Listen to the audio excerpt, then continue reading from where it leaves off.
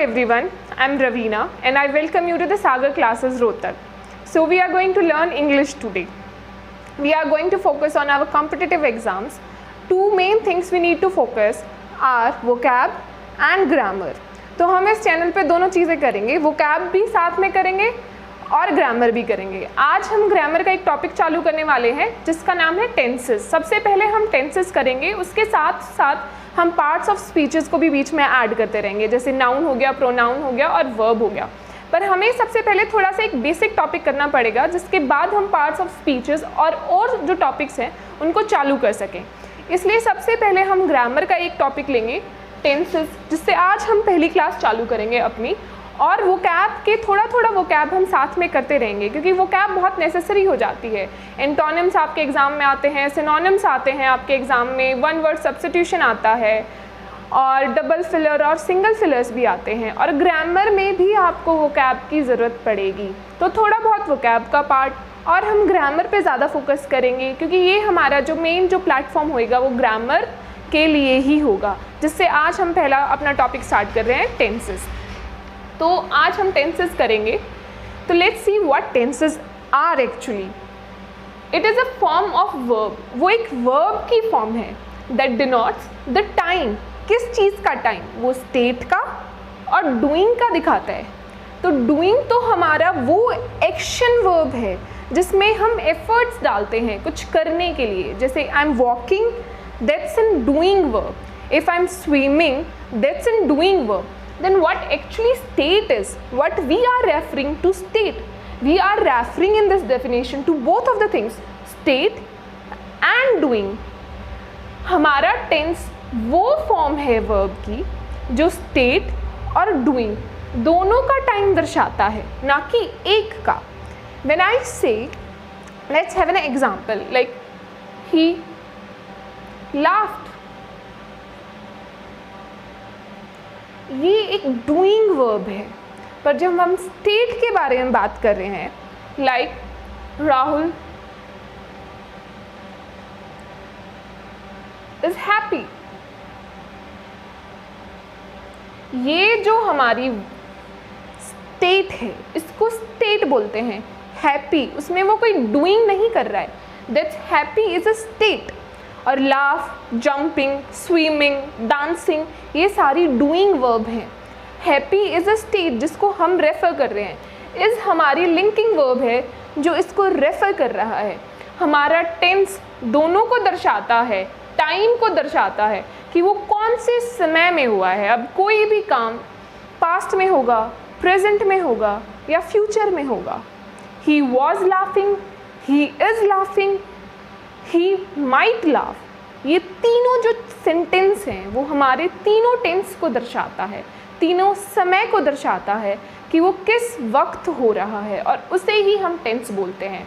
यहाँ पे जो हमारा मेन फोकस है वो टाइम पे है, और टाइम हमारा तीन चीज़ों में होता है, फ्यूचर, प्रेजेंट एंड पास्ट, और उसी ही चीज़ को हम टेंस को क्लासीफाई करते हैं। If we classify tenses, then there are three kind of tenses.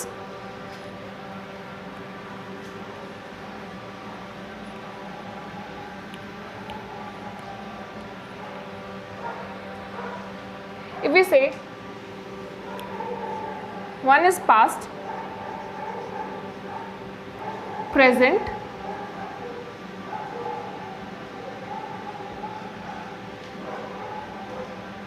and future.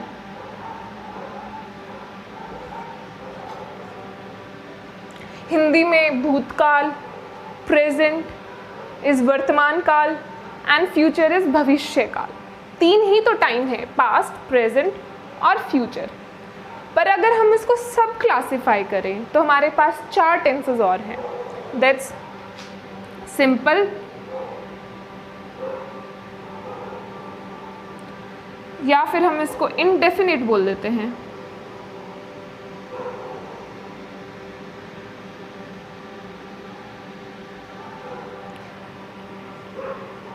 दूसरा हमारा कॉन्टिन्यूअस टेंस होता है,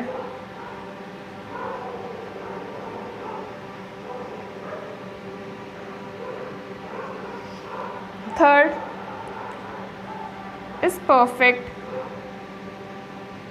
and fourth is perfect continuous. ये हमारा बेसिक ओवरव्यू है टेंस का। टेंस होता क्या है, कितने प्रकार के होते हैं, उसको सब अगर क्लासिफाई करें तो कितने टाइप के हैं, simple, indefinite tense, continuous tense, perfect और परफेक्ट कॉन्टिन्यूस। जैसे कि हमारा present simple tense, present continuous tense, present perfect tense और प्रेजेंट परफेक्ट कॉन्टिन्यूस। आज हम प्रेजेंट सिंपल टेंस देखते हैं। अगर हम इंग्लिश में बेसिक स्ट्रक्चर की बात करते हैं, एक सेंटेंस बेसिक स्ट्रक्चर, उसमें सब्जेक्ट होता है, ऑब्जेक्ट होता है, वर्ब होता है,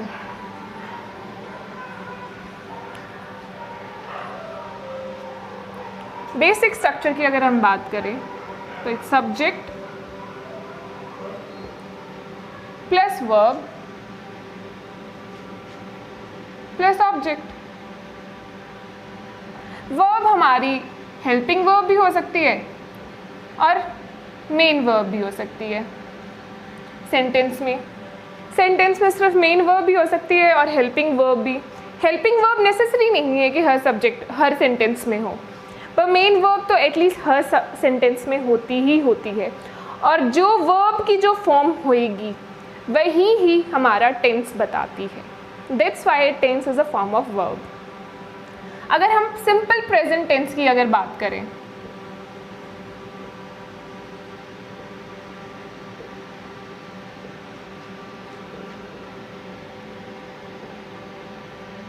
तो उसमें हम वर्ब की फर्स्ट फॉर्म यूज़ करते हैं, मेन वर्ब की फर्स्ट फॉर्म, और हमारी हेल्पिंग वर्ब डू और डज होता है। ये हमारा बेसिक स्ट्रक्चर होता है सिंपल प्रेजेंट टेंस का। अगर हम इससे आगे देखें कि डू कब यूज़ होता है, डज कब होता है और वर्ब प्लूरल और सिंगुलर कब आती है, एक चीज़ आपको खास ध्यान रखनी पड़ेगी कि जैसे नाउन है, नाउन के साथ अगर हम एस और ई एस लगाते हैं तो प्लूरल हो जाती है, पर अगर हम वर्ब के साथ एस और ई एस लगाते हैं तो वो सिंगुलर हो जाता है। जैसे कि अगर हम सिंपल वर्ब देखें, गो इज प्लूरल, अगर हम इसका गोज करते हैं then it's singular. Like play, अगर हम इसके साथ एस लगाते हैं, plays, then it's singular, otherwise it's plural. तो हमें ध्यान रखना है कि अगर हमारा सब्जेक्ट सिंगुलर है तो हमारा वर्ब भी सिंगुलर होगा, और अगर हमारा सब्जेक्ट प्लूरल है तो हमारा वर्ब भी प्लूरल होएगा।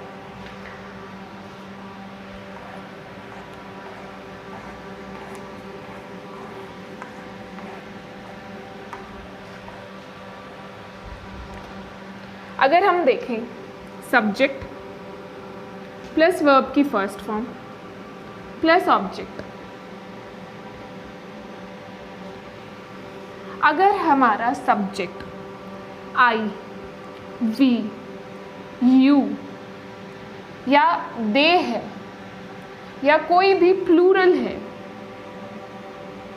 तो हमारी जो वर्ब है वो भी प्लूरल होएगी, मतलब उसके साथ एस या ई एस नहीं आएगा। अगर हमारा सब्जेक्ट सिंगुलर है यानी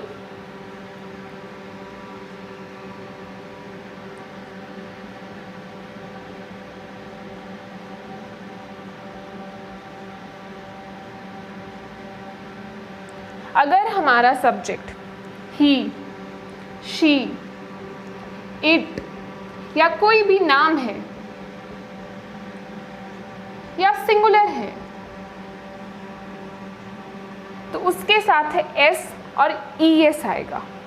ये चीज़ आप खासकर ध्यान रखें कि कब हमारा वर्ब प्लूरल होएगी और कब हमारी वर्ब सिंगुलर होएगी।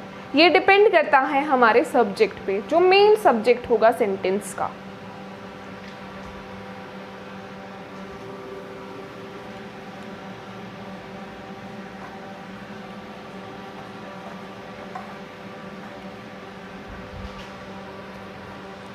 अगर हम पहले अपने रूल की अगर बात करें जो कॉमनली हमारे एग्ज़ाम्स में आता है, वो है कि हमारा सिंपल प्रेजेंट टेंस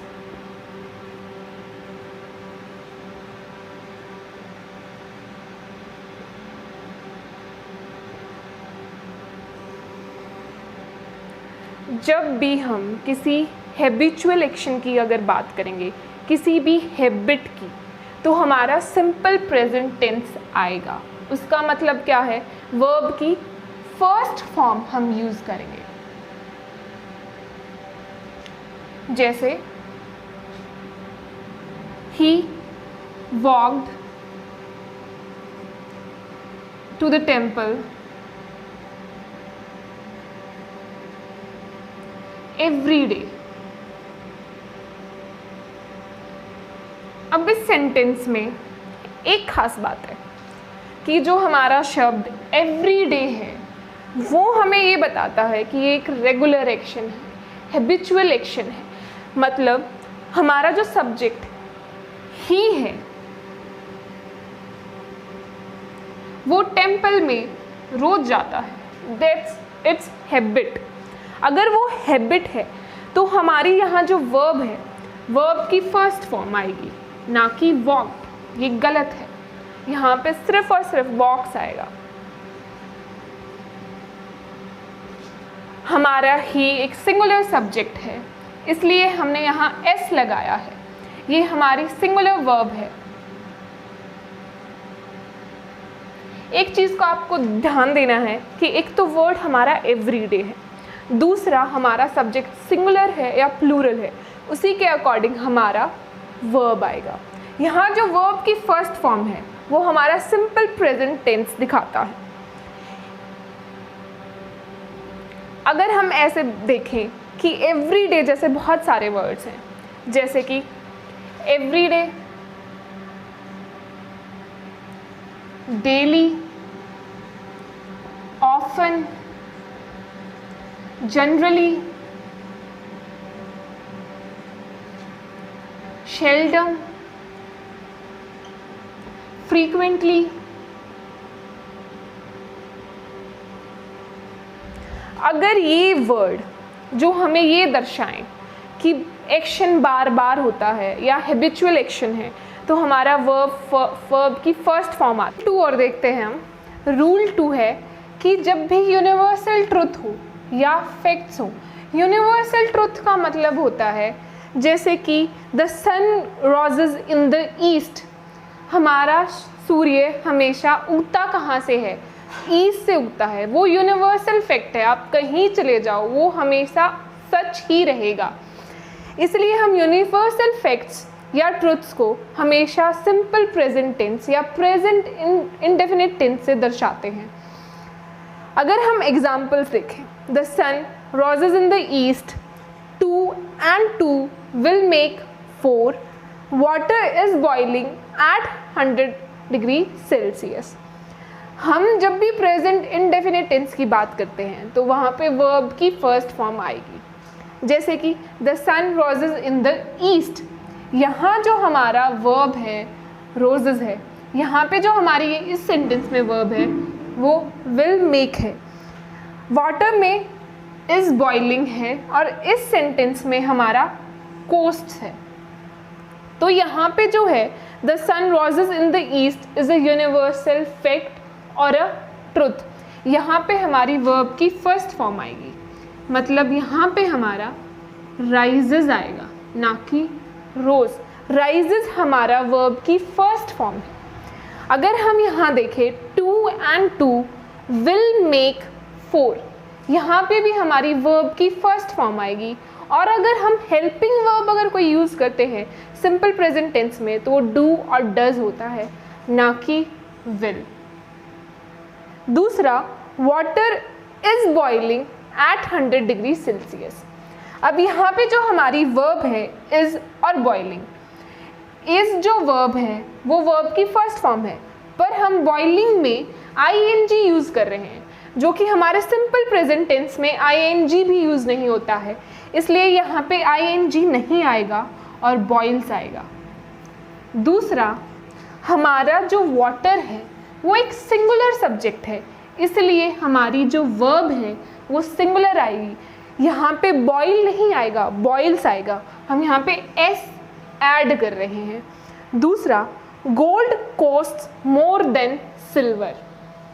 ये सेंटेंस बिल्कुल सही है। हमारे ऊपर वाले तीनों सेंटेंस में गलतियाँ हैं, पर ये सेंटेंस बिल्कुल सही है। कोस्ट जो हमारी वर्ब है उसकी तीनों फॉर्म कोस्ट कोस्ट कोस्ट ही होती है, उसकी कोई भी डिफरेंट फॉर्म नहीं होती है, इसलिए ये सेंटेंस हमारा सही है। आपको ये चीज़ ध्यान रखनी है कि जो हमारा अगर सेंटेंस है, अगर वो एक यूनिवर्सल ट्रुथ है या फिर कोई भी फैक्ट है, जैसे कि ये एक फैक्ट है, gold cost more than silver, सोना हमेशा चांदी से महंगा होता है, वो आप किसी भी देश के किसी भी कोई भी हिस्से में चले जाएं, ये एक फैक्ट ही रहेगा। वहाँ पे हम सिंपल वर्ब की फर्स्ट फॉर्म यूज़ करेंगे, ना कि कोई हेल्पिंग वर्ब विल, ना ही वर्ब के साथ आईएनजी यूज़ करेंगे। ये हमारा प्रेजेंट सिंपल टेंस का सेकंड रूल है। एक और यूज़ देखें सिंपल प्रेजेंट टेंस का, तो वो है कि हमारे प्लान्ड एक्शन है नियर फ्यूचर के। प्लान्ड मतलब कोई भी डेट फिक्स है, टाइम फिक्स है, तो वो हम सिंपल प्रेजेंट टेंस यूज़ करते हैं वहाँ, मतलब वर्ब की फर्स्ट फॉर्म यूज़ करते हैं।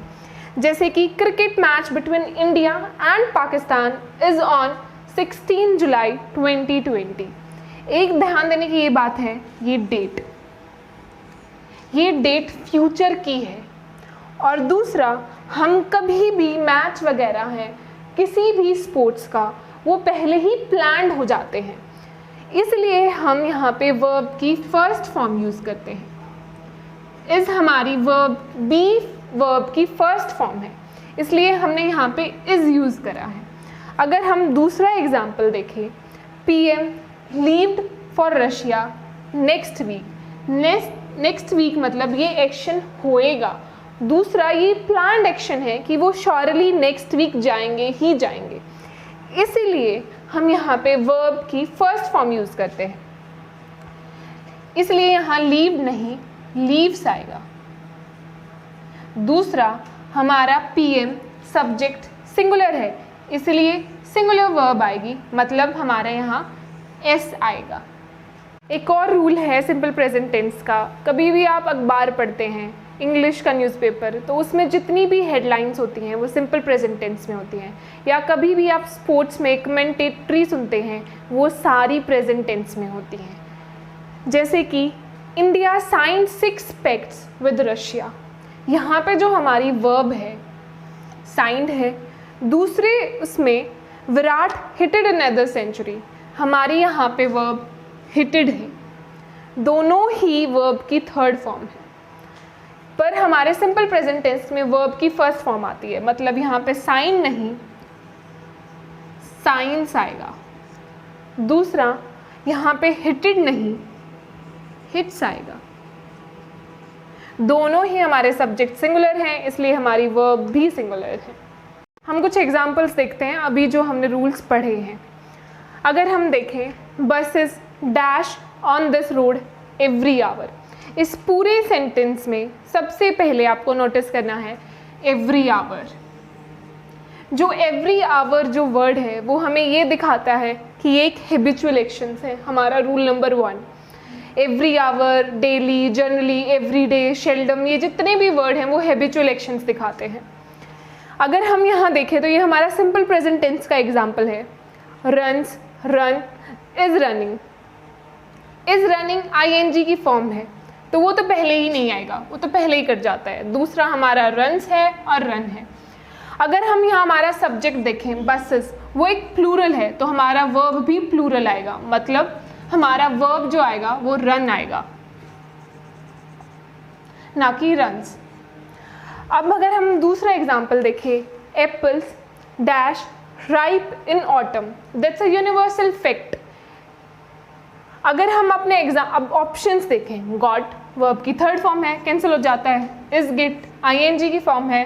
वॉज गॉटन वर्ब की थर्ड फॉर्म है, तो हमारा सिर्फ एक ही ऑप्शन बचता है, गेट। अब हम तीसरा एग्जाम्पल देखें, ही शेल्डम डैश फेटी फूड। अगर यहाँ हम शेल्डम देखें, सेल्डम का मतलब होता है ऑफनली का बिल्कुल अपोजिट, रेयरली, कभी कभी बार। तो ये एक हैबिचुअल एक्शन है, वो कभी कभी बार फैटी फूड खाता है, तो वो हम वर्ब की फर्स्ट फॉर्म यूज करेंगे। जैसे कि वॉज पहले ही कैंसिल हो जाता है, हैज़ और हैव में बचता है, हम यहाँ पे हैज़ आएगा, क्योंकि अगर हम यहाँ हैव यूज करते हैं तो वो हमारा दूसरा टेंस चला जाता है। यहाँ हमारा वर्ब की फर्स्ट फॉर्म आएगी सिंपल प्रेजेंट टेंस, इसलिए हैज़ आएगा। अगर हम यहाँ देखें my cousin usually dash sandals, इसमें जो हमारा वर्ड है यूजुअली वो रेफर करता है एक हैबिचुअल एक्शन को, इसलिए यहाँ हमारी वर्ब की फर्स्ट फॉर्म आएगी। वियरिंग पहले ही ख़त्म हो जाएगा, आईएनजी की फॉर्म है, इस वियरिंग भी कैंसिल हो जाएगा, बचता सिर्फ और सिर्फ हमारा वियर्स है। दूसरा, अगर यहाँ सिंपल वियर भी होता तो हमारा जो माई कज़न है वो एक सिंगुलर वो है सब्जेक्ट, तो हमारी सिंगुलर वर्ब आएगी, मतलब वियर्स ही आएगा।